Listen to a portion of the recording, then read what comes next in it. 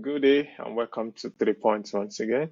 And today I have the privilege of having a friend of mine, Harrison, to join me on today's conversation. And today we're going to be talking more about the man, Mikel Arteta. However, before we start with that, I would also like to throw like just a few questions to my guest here today. I know you're a national fan, but the question is, at what point did you have to like make the decision and say, okay, you know what? I'm gonna be supporting this team and why? Yeah, thanks for having me. I would say it's like a family thing, honestly. I just grew up supporting Arsenal from home. My dad supports Arsenal. All my family supports Arsenal except my elderly brother. So I'm the second. So basically, when I was in the primary school, when I was in the secondary, university days, up until now, Arsenal has been my only club. I think at some point I liked Barcelona, but after what they did to me in the Champions League back to back years, it was crazy. Yeah. So yeah, um, I think the memories that I have from Arsenal starts from the 2000, kind of dates back from the 2000, maybe 2003, 2004. Yeah, that's basically it. So in my family right now, everyone still continues to support Arsenal. My elderly brother supports Chelsea, so that's it. Yeah, Oh, nice, nice. I'm glad you are one of those Arsenal fans that I can say, okay, you've seen, or let me say, you witnessed the glory days of Arsenal. I mean, if you started supporting Arsenal in, let's say, like the 2010s, so that yeah, literally means you've not witnessed Arsenal winning like any of the major trophies. But that's not why we're here today. Today we are here to basically talk more about Arteta, Mikel Arteta, the Arsenal FC present head coach and manager. And I just want to lay like I don't call it like a baseline for what this conversation is going to be more about. yeah. And the first part is now I know this is a very big topic. Let me say trending topic Yeah, among your community of Arsenal fans, and and that's maybe even other clubs, right? yeah, Other. yeah. Who knows? I mean, I'm not an Arsenal fan, but this is also something that I find very interesting. Yeah, And is at the moment is Ateta a good coach, or let me say a good coach is not the right word. Do you think, let me phrase it this way, do you think Arsenal as a football club deserve a better manager than Arteta right now? yeah. I mean, if you talk about deserving a better manager, right? Of course, why not? We deserve Okay. we deserve better. I mean, we were the first club to give Arteta his first chance, right? Yeah. So I think we made we gave him a privilege. Like we it's an honor for him to be an Arsenal manager at this stage of his career, you know. Mm-hmm. So if we're talking about deserving better, yeah, why not? We could have had we could I mean if we want, right, we could have other managers. What about Pep Guardiola? What about Jurgen Klopp? What about Ancelotti, you know? Um, I think at the time we wanted to sign Ateta, we were also discussing with Allegri then, but I think he rejected joining the club because the club was not promising him enough funds to do what he wants, you know. Yeah, but yeah, I would say we deserve much more better than Ateta, that's for sure. Oh, great. I think that's that already put us on the same point. Now, when you say, I mean, we both agree that you deserve better than what Ateta is presently offering now. So, what will you say as shortcomings? Let me put it that way. So, what makes him not so good enough for Arsenal at the moment? Yeah, that's a very good question. I'm very passionate Arsenal fan. Like I see almost all the games, even watch the youth team, um, Mm-hmm. follow all the news and all of that. So watching how Arteta has grew in Arsenal, over the years, starting from 2019 when he joined, I would say the shortcoming that I see with him is number one, inexperience plays a key role here. So Mm-hmm. there is this side of him that is kind of maybe arrogance. Well, Yeah, like you see it with some players, like the way he he shares minutes, football matches, how you plan it and try to rotate among your squad. Try to mm-hmm. bring everyone in, try to get the best out of, because you know for sure that you're going to be playing over 70 something matches in Yeah. a season. The Premier League alone is already like 38 matches. You have Champions League, you have FA Cup, you have Carling Cup. So you need everyone. At some point, you will need everyone, even if you don't see it at the beginning of the season. When everyone is fresh, you feel like you have all the squad, but you definitely needed everyone. And Atita is not someone that puts this. I don't believe, from what I've seen, that he puts this into consideration. That he considers that maybe during the running, my players are going to be very jiggy, they're going to be tired. I need some fresh legs. So he is not putting this consideration. And that's one thing I really hate about him. You Mm-hmm. get to see some players are overplayed. And yeah, I think this isn't, if he's wise enough, he should know that a lot of the injuries that he had this year happened to key players that have played so many matches over the years. Saka, for instance, Odegaard, for instance. Mm-hmm. Gabriel Jesus is injury prone, so that was never the case with him. Yeah. But the key players that we had, Kai Havertz, for instance, as well. Kai Havertz is not an injury prone player, he's very strong. But we had a lot of injuries, and for me, it's down to the fact that you are overplaying the players. Now, second problem I have with him is this is about business. It's not about. Yeah. It's the fact that I feel Ateta makes our players to depreciate. It, Wow. yeah, it's also related to this not giving players minutes, right? So we get Mm-hmm. to see players that I feel these players could, command 20 million, 30 million if you've been playing them. But Ateta Mm-hmm. makes it look like these players are worthless. You don't play them at all, and they keep on staying there during the transfer seasons. No one is bidding for your players. Now, for instance, Kirantini is leaving the season. Leaving Arsenal this season. But this guy won the man of the match against Southampton, and he scored a Can you Yeah, I imagine? think he promised him, and he told the coach before the game that I was gonna score a goal. I'm Yeah, gonna score a goal, and he did. that shows you the confidence that this guy has. So how can you let this guy go for free? Another player that I'm also feeling that is going to get affected is Zichenko. Zichenko is a very fine player.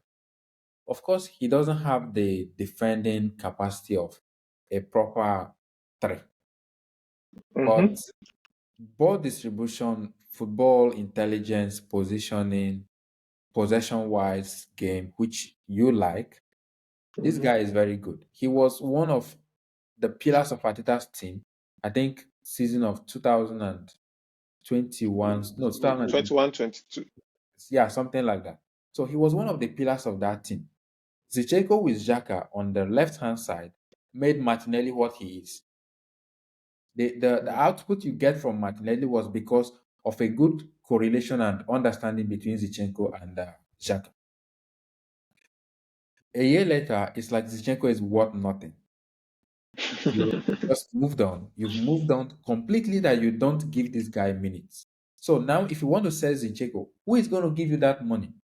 They're going to see that you are underutilizing this player. He's going to be very angry, pissed. So you will sell him for patrim amount of money. So this is another key aspect. It's a business aspect of the game that I don't like about that.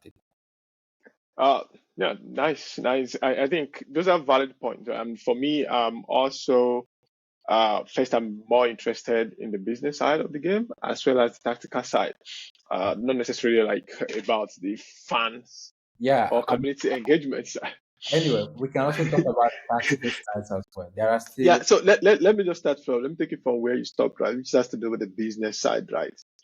And so, for instance, even if you go with the example you mentioned, Zenko, he yeah, worked with him at Manchester City. yeah, He brought him to Arsenal. What do you think went wrong? yeah. Yeah, I can give a brief recall about the season, right? Hmm. We are chasing the league with City. Yeah. A lot of things went wrong. Is it inexperience or pressure, or the fact that Ateta was also not rotating the squad, so maybe tired legs towards the running? Hmm. All of Hmm. this could have contributed to a complete capitulation from our players. Oh, So okay. it started with Zinchenko against Liverpool. We were winning Liverpool at home. Gabriel Jesus scored the first goal. Martinelli scored the second goal. We were winning 2-0. And Firmino gave us the normal dagger that he does, right? Towards the end of Yeah. how did they score that goal? Because from the left flank, which was Zicheko's area, he lost uh, to mark. I can't remember the player that crossed the ball, but Zicheko was just completely lost. So they crossed that ball and Firmino nodded it in. Not Firmino, sorry. What is his name again? I can't collect the game perfectly. Yeah, Money. it should be Jota or something like that. Uh, Head. okay, yeah, Jota scores often against Arsenal anyway, so So he scored that header. And now we moved on to the next game. I think Saka also lost a penalty against West Ham, which we ended up losing 3-1. Then we mm, also had a lot of wobbles from Aaron Ramsdale. Ramsdale, yeah. So, yeah, but for me, this was not a level that you would treat Zinchenko the way he's treated today. You know, so I believe that this is where it started going wrong. I Hmm. just saw that there is frailty in that back line, in that side of the defense. You couldn't fault, for instance, Gabriel Magalash or Saliba or even Ben White. These are very key part of Arsenal defense that you can bet on them to always turn up, right? So on the Hmm. left hand side, it was like this is a very big loophole on our defense. And Tomiyasu is not injury free, like he's always injured, which Yeah. I would say is a very dependable left back. So yeah, that's how it started, and that's what went wrong. Then the next thing we started hearing of Ateta trying to replace Zenko, and then we got Calafiori. Even though we had Tomiyasu, but I believe they already knew that Tomiyasu was not going to last this season, right? So yeah, that Hmm. was it. But my point here is, even with this, you have Calafiori. Why is it that you are not playing Zinchenko? Hmm. Yeah, Yeah, I see your point, right? And this is one of the questions that I always ask most Arsenal fans, right? Because there is also the notion that this popular notion, narrative, like, oh, this is a project-based team, this is not a project-based team. yeah, And for me personally, I believe every football club outside there is a project-based. What's what they are doing with their project and how they are interpreting it into how they are operating their club, it's what is different, right? There's a way Brighton FC is being operated, there's a way Liverpool is being operated, there's a way Real Madrid is operating, yeah, and the same thing for Chelsea, and it's not different from Arsenal. So now I'm trying to picture, if you have a coach that is not doing well business wise, right, and he's also overplaying footballer, I'm seeing a disconnect there, right? yeah, Because then it means you have like young few selected people that that you are overplaying. And it means, like you said, it has happened like multiple seasons now, that at the end of the season they just get fatigued, let me put it that way, or get injured, which is normal yeah. for any football team and in an active season. Now, where I'm going is, if you add those 2 points together, And you already said it that it's also inexperience. What do you think is the, and by the way, he signed most of these players, Yeah, yeah, right? of course, He of signed most of them. So, which also goes in, I mean, I'm just thinking around it. We can also question his talent identification. mm, And now, where I'm getting confused is from two perspectives. The first perspective is if you look at the data now, just pure data, mhm. since since he joined Arsenal, right? Defensive wise, point wise, attacking. So when you bring attacking under the number of goals scored per minute, the team is improving, right? Yeah, But from your perspective now, the team is improving. He's not making money. I mean, don't let me say he's not making money. He's leaking money because if you buy a player and the player becomes a depreciating asset, yeah. then and you're also not winning trophies, then you're basically leaking money, right? Now, where I'm going is why do why do some people believe that the board is not funding him enough? And how does that become like a point, a supporting point for him? Even if you are, when we already have like all these other points. Hmm. Wow. Yeah, that is a big question, actually. And I don't really know how best to answer this, but I'll try.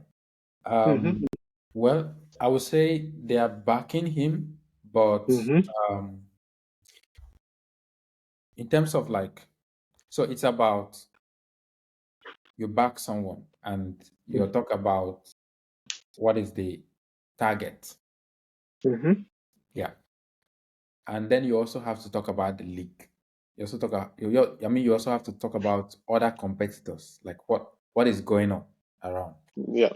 So let us not even talk about the money in terms of how much has he spent, Mm-hmm. but let's look at it player to player. We can take Chelsea, Man City, Liverpool, Man U. Let's Mm-hmm. look at the goalkeepers of these clubs. How much did they spend on their goalkeepers? You cannot compare it with how much Arsenal spent on their goalkeeper. For instance, Mm-hmm. when Arteta joined, we had Ben Leno and we Mm-hmm. had Emi Martinez. Yeah. We let go of Emi Martinez, we let go of Ben Leno, and Mm-hmm. um, we signed Aaron Ramsey. sorry? Aaron Ramsey. Ramsey. Yeah, we signed Aaron Ramsdale exactly for 30 million pounds. Um, then we got Raya on loan Mm-hmm. and we sold Aaron Ramsdale for almost the same amount of money. Then we got Raya on the same amount of money, 30 million. So in reality, like Arsenal spent 30 million for a goalkeeper. Yeah. Check the clubs around you: Man City, Liverpool, Man U, Chelsea, maybe even Vicario, like for Tottenham, and maybe other squads. You can Mm-hmm. go to the foreign teams like Real Madrid, Barcelona, PSG, that are the clubs that are doing well today. Compare it. Then you can go to the defense. Mm-hmm. How much has Arsenal spent the most on a big player, on a big defender? The person they spent the most money on as a defender is Ben White, 50 million, Mm-hmm. which is because he's a British player. Mm-hmm. Yeah, Yeah, I because go with that. yeah, a British player will go for more money. That's normal because Yeah. he's more grown and all of that. Now, compare it with other teams around. You can talk about Man U, Chelsea, Liverpool, Man City. You will still see that this guy has spent roughly like smaller fee for each player that he gets. Mm-hmm. So in a bigger perspective, you begin to see that aside from Declan Rice, Mm-hmm. I'm all still gonna go there. yeah, we will go there, right? Aside from Declan Rice, and maybe who else can I mention? Kai Havertz, because signing Kai Havertz at 70 million or so was very big to talk about. So Aside from these two players, a lot of Mikel Arteta signings have been cheap in No, in in comparison. comparison, Yeah, in yeah, I comparison. I would say I agree with you, right? And this is also why I mentioned operating model too, right? Because if you compare how well these other clubs So are also selling too. just let me cut you a little. So why did I Hmm. say this? I'm trying to say this in aspect to why do Arsenal fans say that the club is not really backing him? So why we say this is not because he has not spent money. He has spent money. But take it over a season. Sorry, take it over 5 years period. He has spent like 700 and something or thereabout. Hmm. Like I think 700 over 5 seasons. So that should Hmm. be equivalent to maybe 120 or Hmm. thereabout a season. And you have to talk about how many players has left the club. So in comparison, this is small. So we spent, but in comparison with the big players that you're fighting with, you can say that, well, Arsenal is not really backing him that like that. That's No, what I'm trying to point out here. yeah, I get your point, but the reason why I might disagree a bit, right? And why I'm saying I'm disagreeing is so there is also the conversation of net spend, right? I can't remember That's where I exactly where I have the problem with him, right? Because yeah, our net spend is big. exactly. That's So we're not selling good. We're not selling good, and he's a big problem to that. This is where I have a problem with him. and that was why I also mentioned I started from when you look at operating mode, it's just not about signing players, right? Yeah, And I'm trying not so I can say talent, you've mentioned talent appreciation, which has to come with talent development, talent identification, which also contributes to that. But I'm trying to understand the mindset of the board. I understand from the fans because that's what they are saying, right? Because at the end of the day, when you bring it to net spend, you realize that you can't really say the club, the board, is not backing him enough. So why am I saying that? So for instance, now Arsenal presently tops the wages bill. yeah, yeah, I mean, yeah. for I mean, at least in Premier League, right? He spends on his choice players that he needs. So, for instance, now he came from Pep's school of football. Let me just put it that way. So, which means he also like placed a lot of emphasis on the central midfielders. He needed Declan Rice. He spent money on it. Do you understand what I'm saying? And that's except maybe Chelsea. I don't think there's any other top team that has spent that much on central defenders. And if you look at the same thing with for Liverpool, right? At the particular point in time, Liverpool felt, okay, we needed this big, best goalkeeper in the world, and they went all the way and got him. The same thing with Van Dijk, right? So that happens across everybody. But if you look at it from the selling perspective, look at how much Manchester City got from their youth, not even their starters, not their regulars, just from their youths. He was selling them 20, 30. I think they sold Palmer for like 40 million pounds or so Yeah. to Chelsea. That's somebody that was just coming up. So, which means there's a part you can blame the board, but I will narrow it down to funding. So I might narrow it down to say, okay, maybe they're just not strict enough. And now it's also very important to point out that I consider Arteta to be part of the board now because he's no longer just the head coach. It's also that football manager. So which means he has a very good say when it comes to recruitment. Sure. And let me just take us back a bit to his shortcomings, right? You mentioned overplaying players. Now, if you tie overplaying players to what is going on with the recruitment, Mm. right? He has signed a lot of defenders and a lot of midfielders, right? He has, even though when he joined us now, he moved on quickly from the top guys, Aubameyang, Ozil, and the like, Yeah, yeah. Pepe. But he has had gives us for how many seasons now? And he has refused to move on to him. I'm hearing that you guys want to sign Cesco now. And my thought process now, what I'm thinking about is over the years he has spent on the midfielders and defenders, and the team has, going by the data, has consistently improved. Mm. Now, Are you saying, as an Arsenal fans should be expecting that he's going to spend a lot on the attacking side this season, or do you think that's the only missing piece for him to actually become like a successful coach at Arsenal?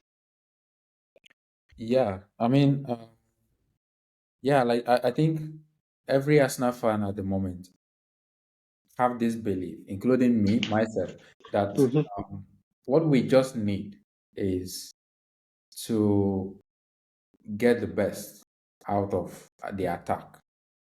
mm-hmm. You know, if you watch our gameplay, I would say we started becoming a boring team. Like this season, Arsenal was very boring.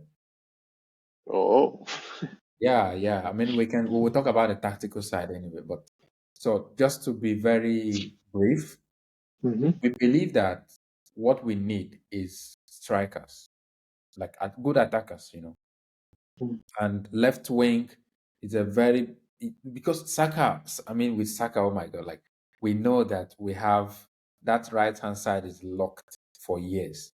There is nobody Yeah, in the world now that we can say bring him on and he can give us more than Saka. So that position is yeah. what we and I think with 180, for me as an Arsenal fan, Mm. I don't mind 180 deputizing for Saka over there. For second. Yeah. So we don't need to talk about the right wing. Just spend so much money, put all our budget to get a striker and to get a left winger. So you think Martinelli is not enough? Is not good enough for that No. position? Yeah. Yeah, I, okay. I don't think it's good enough. Not be like I also don't mind if Ateta is playing him as a starter, but I want a a comparable and maybe even better left winger to compete with. Because Yeah, okay.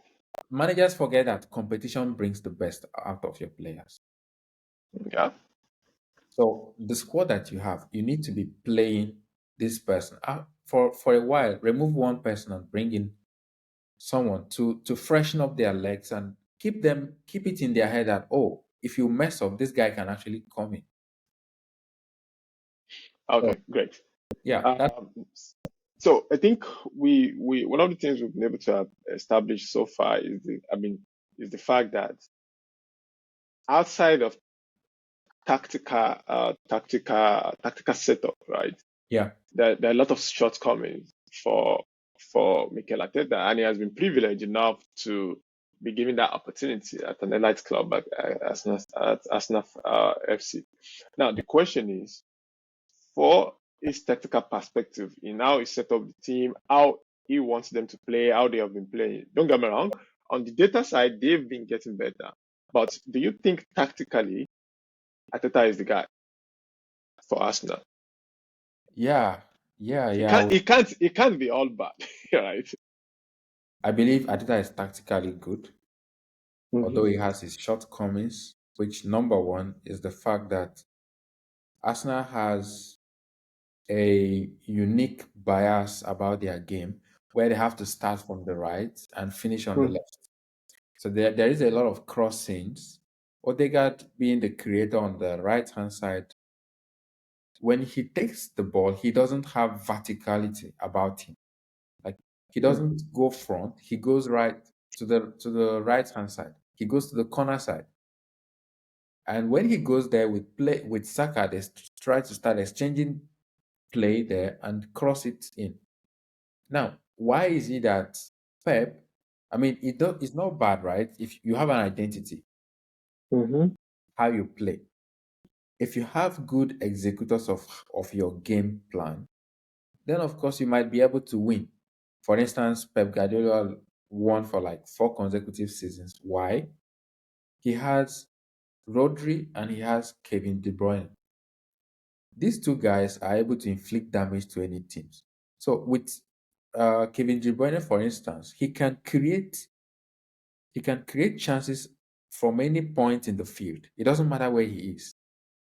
Mm-hmm. Odegaard cannot do this. Odegaard needs to come close to you to be able to inflict damage. His game is very close niche. He's not someone that can. stay just maybe along the middle of the pitch and just whip across to someone, locate you on the run. There is, if you watch Arsenal play, for instance, you see that Gabriel Jesus will try to make a run, Kai Havertz will try to make a run, Gabriel Martinelli will try to make a run. No one is seeing this. It's very funny that Gabriel Mangalash makes a throw ball pass more than Odegaard if you watch Arsenal game.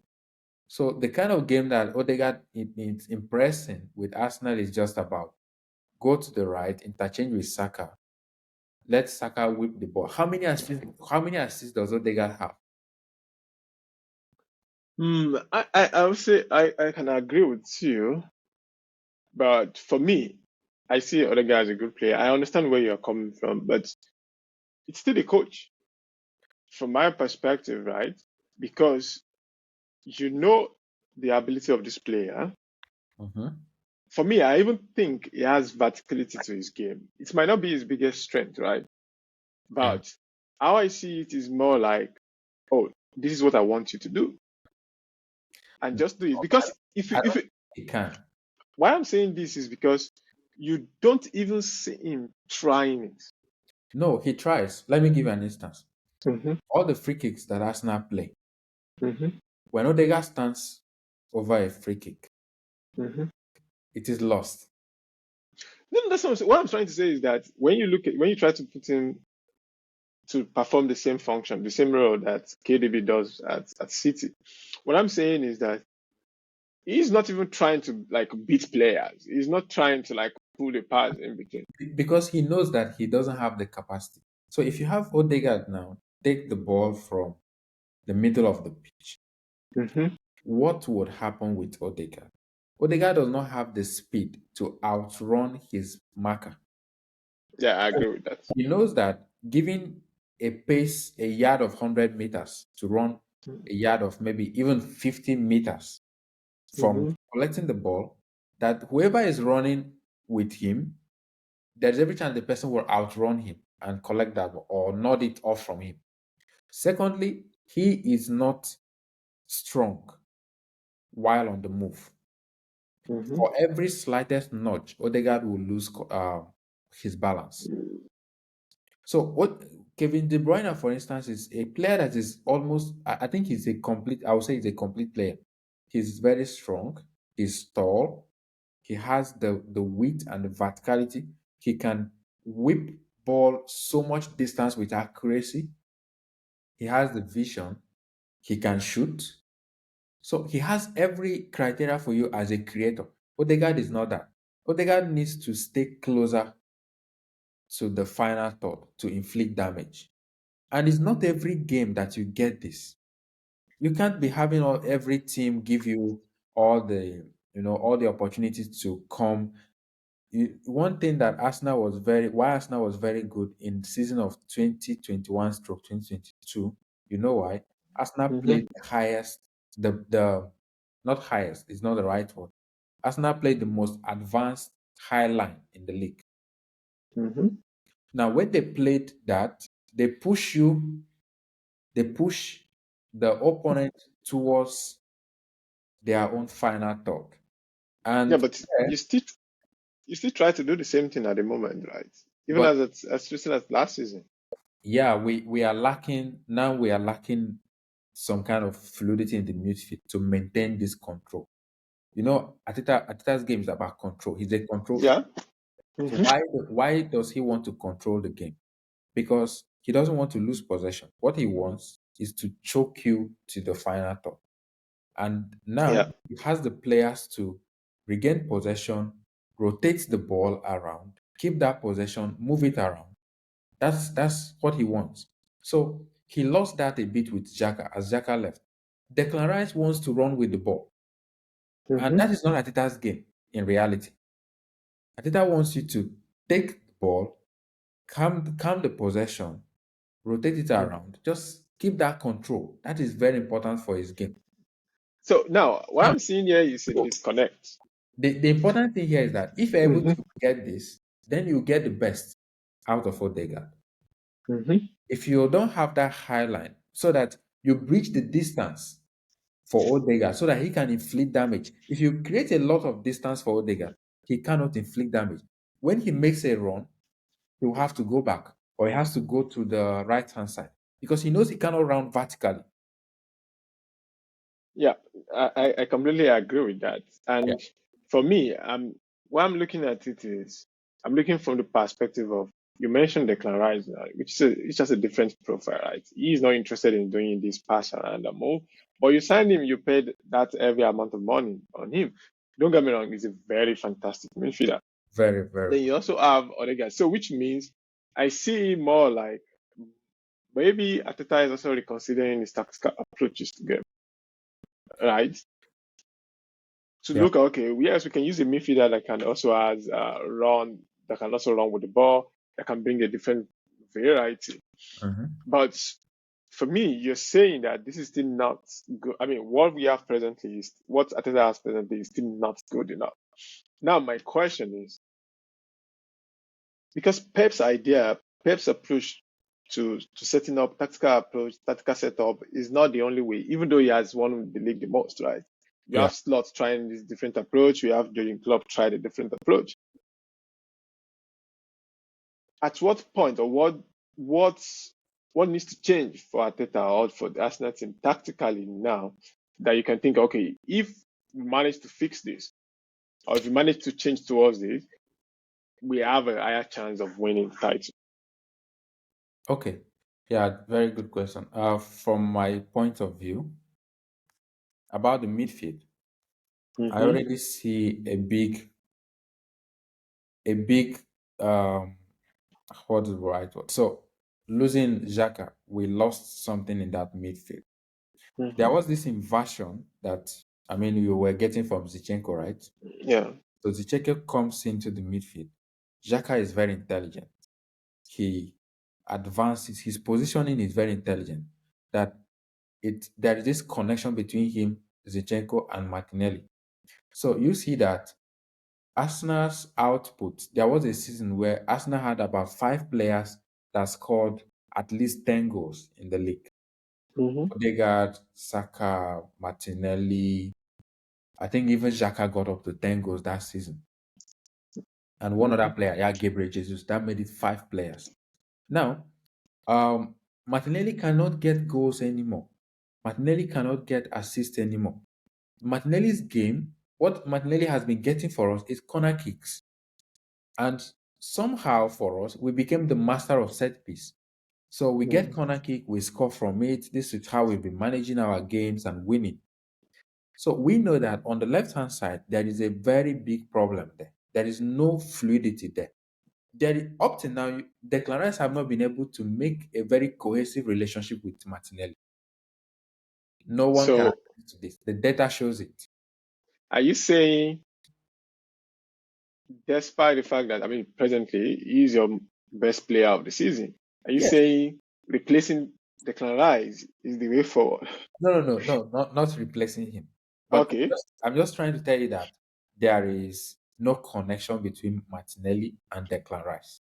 Yeah, but if you look at the profile of the players, one person needs to go. So I mean what I mean by one person needs to go is one person's game needs to change. So Exactly. that means that's gonna be either Martinelli or Declan Rice. Yeah, that's it. So I'm trying to basically let you know where we have problems and then try to say how we can improve it. First thing is to identify the problems, right? Mm-hmm. So we clearly see a problem on the left hand side. Martinelli has been completely inefficient. So why? Because as Xhaka left, something just stopped working. Now, what is Mm-hmm. missing there? The link between the midfield and the wing is Mm-hmm. not working out. So Ateta needs to look there and try to fix this. Either you upgrade Martinelli to be Mm-hmm. someone that can dribble and cut inside, to that's someone that will work because for sure we know that Declan Rice is very key to how we play. Now Yeah. we are getting Zubimendi. Maybe Zubimendi solves this. Maybe now we start playing Zubimendi as a 6, while Declan Rice continues as an 8, and maybe the relationship improves. Or maybe you get Zubimendi as an 8, left 8, and Declan Rice goes back to 6. Maybe that improves it. So this area is important. How they solve this, I don't really give so much damn about it, but it needs to be fixed because we can't continue this way next season. So if you fix that, do you think that should be enough? No, that's not enough. The next thing is this season we were left with only 1-8. Can you Mm. imagine? Only Odegaard was there as an 8. Zichenko is someone that could play it, right? But Ateta being the arrogant Ateta that we know, he's done. Mm. He's done with Zichenko. So don't you're not gonna play. So he could have tried Zichenko there. And in the last game of the season, we saw Zichenko in that role a little bit. He was playing three, but we saw Zichenko because Kirantini was also covering that three position. Yeah. He was going into the midfield and he was doing excellent job. So get back Fabio Vieira. I hope by now he's strong enough to counter the speed of EPL and the physicality Mm. of EPL. But if he's not, please fix it. No excuses for next season. Fix it. Let him go. Get someone to deputize for Odegaard when he's not fit enough. Odegaard had a kid. We don't know. Maybe it affected him. He lost. He lost physicality. Odegaard is not the Odegaard that we used to know. He's a good player, right? But like Yeah. you said, Odegaard needs to close that space for him. If you give him a yards out, Odegaard cannot do so much while being so much yards out. Not like De Bruyne that can just create chances from there. Odegaard doesn't have strong lift on his leg to play a cross. Imagine even a dead set piece ball. Just play it there. Drop it there, whip it over. Odegaard will always hit it to the wall. Yeah, very it's crazy for someone that is so technically good. So now the problem of our striking position, get us a striker. Kai Mhm. Havertz has been deputizing, doing awesome, doing good. If you look at the data, you can say, well, this guy is not bad considering Mhm. other EPL players, strikers, sorry. But the amount of chances that Kai Havertz miss in a match, you need to watch so that you see. What about the data? In this case, leave the data out. Just leave it aside. When you watch the game, then you know that Arsenal could have won this game. Only just if Kai Havertz had scored this goal. This is always what we say. If Kai Havertz had scored this goal, we would have won this game. And it's a game of margin. How many draws does Arsenal have this season? Arsenal lost the same number of matches as Mhm. Liverpool. You know that. Yeah. Too much drugs. But too much draws. What makes you win a game? Just one goal. When you draw a match, just one goal that will make you to win it. So imagine if you have a striker that could bury those chances. That's what we need. And with the link about Sesko, honestly, I am not happy about it. Wow. Wow. Wow. So, I I don't have mean, a problem with Sesko as per his talent, as per who he is, okay, okay. player. So He's what's the issue here? The issue here is that I don't want we don't have time. You know, Ah, yeah, interesting. we need to win. That is the point. We need to win next season. And I'm not sure that Sesko will come in and be that guy that you can rely on. You remember when Manchester United signed RVP from Arsenal? Yeah, just Many went in goals, straight. many goals did he score for Manu? I think 30 or 20. Exactly. Around 30 goals. So He that's what just went in and slotted straight. went in and slotting and started scoring. That's exactly what Arsenal need right now. So why don't you just go in for Issa? Whatever it takes. If it's 150 million, 120 million, Oh, get this guy. Yeah. Just like the way we signed Declan Rice, make a statement signing. We need a statement striker. oh, nice. For So, how many years now we don't have we got rid of Aubameyang, we got rid of Lacazette, we got rid of Pepe. You have the how do I say? You have you have the void. You have the void Mm. to be filled. So make a statement signing, not Sesko.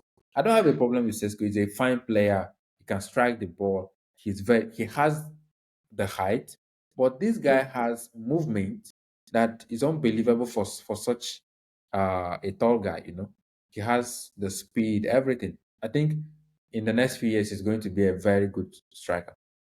I mean, for me, he's also one of the strikers I rate a lot Yeah, because it appears his ceiling is very high, but exactly. he's not there yet. He's not there yet. And to me, paying the ongoing amount of money, I mean, being discussed for him makes him the statement striker. But from what you just said now, he's also going to come in as a project striker, which Exactly. is what you don't like. Yeah. Yeah, but before, I mean, thanks for all those contributions. And if I get you, I mean, just put it in a summary, right? Arteta himself as a coach is good, but not good enough for Arsenal at the moment, Yeah. right? Simply Definitely. because tactically, there are still these loopholes that we've seen off tactics too, like when it comes to business management, talent handling, talent identification and development, recruitment as a whole is not there yet, right? And of course, I'm not trying to pin everything on him, right? It's also him, his team, and of course the management. But I want to highlight something, which will also lead me to this question of the my second question, which I just want us to discuss quickly, which has to do with the definition of success, right? So if Arsenal is not good enough, I think it's very easy to say, okay, Ateta is not successful at Arsenal yet. And why I say so is because for me, I will give it. There's no data to back this up, right? It might just be my bias. I will give it 5 years. If you are a top team, if you call yourself a top team, and in 5 years you're unable to win any of the major titles, and I think for Premier League now it's primarily just either Champions League or Premier League. Mhm. That's a failure. Now, if you are a coach Yeah. that is you're the coach at that club for that 5 years, then you're also a failure. You understand? And that's why you see some other teams with a different operating model, 2, 3 seasons, you're out. Yeah. Out. Yeah. I mean, look at even Tottenham. I don't know what the expectation was, but making Champions League, giving them that trophy, they still said, you know what? I'm done. We are done with you. This is not what we want to achieve. Yeah. Now, where I'm going is, what do you think is the expectation? Not from the fans now. Every football fan wants to win a trophy. There's no doubt. Yeah. But giving Arteta this so much time, at least he has been there for 5 years now, going into his sixth. Yeah. What do you think the expectation is from the leadership, from the Arsenal leadership now that can lead to us saying, "Oh, he has been a failure"? Because the fans, this I understand is very valid. The fans can say, "Okay, this coach is a failure," and the boards are like, "You know what? He's fine." Yeah. Yeah. So, what do you think is the definition of success being presented to Arteta Yeah. at the moment? Because you said next year he must. That's how you are sounding. Like he Exactly. must win something. Yeah. Do you think That's the boards? fan side, right? I'm Hmm. just a fan. Yeah. Yeah. So yeah, the thing is, because this is very good question that you asked me, and that is where, like you said, every football team is a project, right? Hmm. So it's a reflection of the business side of the board, of the Yeah. managers. Football fans can demand all they want, but we know who calls the shot, right? So when you will look at Arsenal from the years, from Arsene Wenger's years, all the way down to the moment we lost what we call our cup, which is Yeah. making top four. Wenger said making the top four is like a trophy. Yeah. Um, it's kind of made a lot of movement in the football club. So we started seeing Arsenal spending money. That was when we went out to buy like Lacazette, bought Aubameyang, bought Ozil, so that we can come back. And yeah, Yeah. we also got like Mikel Arteta as well, Per Mertesacker and all of them. We started to win FA Cup. Yeah. Now, the way Arsenal have operated over the years, you can agree that Arsenal is a project team, that their model is it's more or less to stay afloat. Mhm. Not necessarily to win trophies, to Yeah, compete and win trophies, just I'm to be there. sorry to say this. I'm an Arsenal fan. I'm sorry to say this. Okay. But Okay. yeah, if you look at the way we've been doing, the trend, the history. Mhm. Let me take you back to the season that we lost.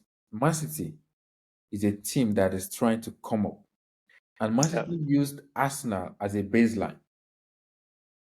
Man City signed Ger Clichy, that was playing three Hmm. for us. Man City Nasri. Bakary Sagna, that was playing two for us. Man City signed Kolo Toure, that was playing five for us. Man City signed Sami Nasri. Hmm. Man City Adebayo. signed Adebayo. Hmm. Like it was Project Arsenal. So Arsenal was like the feeders team to Man City. Does that, Yeah. this is how it was. We lost RVP to Manchester United. To your rival. That's who you sold your best striker. We lost Cesc Fabregas. We lost Alex Song. We basically lost everything. So, So, what image does this club tell you? What do they show you? That shows you a club that was in decline, that is just a project team, caring about the money, whatever. Um, but it seems like things have changed over the years, I would say. okay. For instance, we don't used to give players huge contracts to make them stay.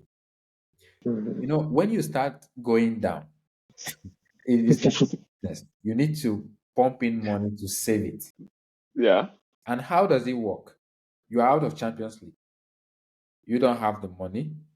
So, what proposal do you give to players when they are coming in? Look at Manu. Manu is trying to give Mbuemo how much money? How much did they give? What is the name? Euro, the Euro. Yeah. British defender. Just to convince this player to come to your team, you'll have to spend a lot of money. Big salary. That's how you're able to convince them. It's like what is happening in Saudi Arabia. They know that the league is coming up, so you have to spend a lot. So that is how it works. So a lot of Arsenal fans put all of this context together, and it's like, boom, you hear different things without all the context. So my point is this: the way the board is, they are very relaxed. I was watching the last game, and all the stakeholders, the son of the owner of the club, Hmm. was just sitting next to Mikel Arteta. you know, just sitting there, gisting, laughing together. I'm like, oh my god, this man is it's having one of the best jobs in his life, right? Like the pressure, I'm not feeling the pressure.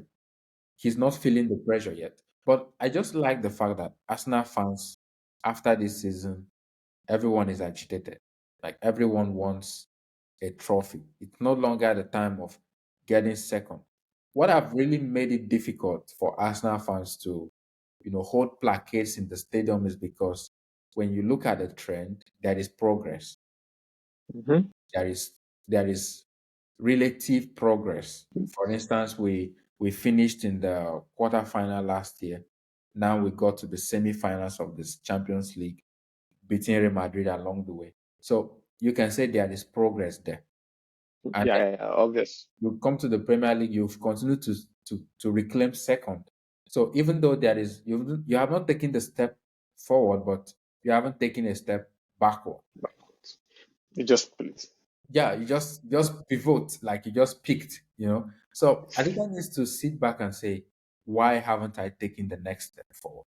And it is down to these tactics, not being able Hmm. to look at when I say about being able to rotate, spread the minutes across, spread the workload across your squad. Pep Guardiola is master at this. If you see how Pep wins the league every season, it's the running. You notice that Yeah. every time he goes into the running, Man City will win all their matches. All. Yeah. How he does it I mean, he has the squad. He has, and I mean, Man City's bench is almost like someone's first team. So he utilizes that to beat everyone. Because when you come into the running with all the games that comes, every people get tired. Arsenal has a team Yeah. squad, and it's very funny that Ateta knows that you have a team squad, and you're not making any workaround against it to try to maximize the potential, maximize the time, and all of that. So yeah, on the board side, I see Athletics was reporting right that Edu and Mm, Ateta came up with a plan, presented it to the board where they have what they call a phase by phase, like 5-year project. I said, mhm, give us 5 years. We're going to build a squad will be willing, that will be able to compete in Europe, compete for the top competitions, the Premier League, the Champions League. So I believe this is what the board has continued to rely on. 5 years, right? You said 5 years. So mhm. that 5 years was this year. So next year now, he So must win something. that's my assumption, right? If you guys and it's like athletics is like the mouthpiece of Arsenal. I don't know how when there is Okay. chaos among the fans, then you start seeing news, something that will calm the pressure, stuff like that. Yeah. It's just an opinion. I'm not making any accusations against athletic or whatever, but it's what I've noticed. So if the board claims that 5 years was a project, this has all been part of the plan, right? Mm-hmm. We are there now. And I can actually say, Atita, thank you so much, right? You've brought us the squad. Um, Yeah, the talent is there. You can watch the valuation of the squad is it's one of the biggest or maybe one of the highest in the league, in the English Premier League. So we've really done so great to build a squad. We've already gotten to the semi-final of the Champions League. So in reality, we competed. So we just need to get over the finish line. And if Ateta cannot get us over the finish line, mhm. then we need to get someone that can get us over the finish line. Okay. Yeah. Thank you so much for that. I really enjoyed, and I think for me too. I mean, just like an external observer, right? I can say the board have moved in that direction. So for instance, like we said earlier, your squad has one of the highest wage bill in the league. Yeah. Ateta is like I think number 3 or number 2 highest paid coach in the whole world. Yeah, I mean, for someone this is just his first exactly. head coach job. And it's really amazing. And I can use these few points to just like make an extension, a postulation to say, okay, maybe the board is also just giving me just one more season, just like you are also giving me one more season. And now I'm just curious, right? Which one will you prefer, Premier League or Champions League, if Ateta is to deliver one for you next season? Oh my God. That is a no-brainer question. Like UCL, UEFA Champions. Yeah, because the team has never won it before. Exactly. Oh, It's okay. it's something I just need to tick off, that's the last thing I need to tick off the list. So if I can but I don't really mind. If the Premier League, it's fine. Hmm. But we should win one. One major trophy next season. Yeah. I mean, the transfer window just opened up, and there has been a lot of movement. And fingers crossed, we see what's going to happen in the next season. Just one last question for me. Yeah. Let's assume Tata failed to deliver that, and he gets fired, right? Who will be of number one, the first pick as replacement? I mean, just if you have the blank check for his Yeah. replacement. So for me, I would want a coach that will continue No, no, just the name. Just the from name. where he stopped. Yeah. Um Honestly, Xabi Alonso would have been the name. Okay, Okay, you say just a name, Xabi Alonso, just Xabi Alonso. Okay, fine. Let's see how he also but we know that's proceed. not going to be possible, right? So, No, no, it's nothing is impossible, right? Because he's also just joining Real Madrid, and they operate different project model of than course, Arsenal. if So something goes wrong, they can just get you out. Yeah. Exactly, exactly. That's the point I'm making. Maybe in subsequent interview we'll talk about Xabi Alonso in Real Madrid, because I feel like he's going to have some challenges over there. Let's see. But so that we don't open that box today, I think it's very. This is a very convenient place to just wrap it up for today. I think we've talked about his strength as a coach, but also the few lapses we've also discovered. The most interesting takeaway from me is actually the definition of success when it comes to Arsenal as a football club. I mean, the kind of model they are operating as a project, which is also one of the most interesting part of running a football club for me. Yeah. Because if you don't understand that part as a fan, as an observer, you set unnecessary expectations, then you get disappointment, which is Exactly. not the best thing to actually experience. Yeah, Yeah. thank you so much, Alison. I'm sure this is not going to be our last conversation concerning football. Yeah. Hopefully, next subsequent episode we will have time to also go on specific topics. And yeah, until then, Was my big see pleasure. ya. See you. Yeah.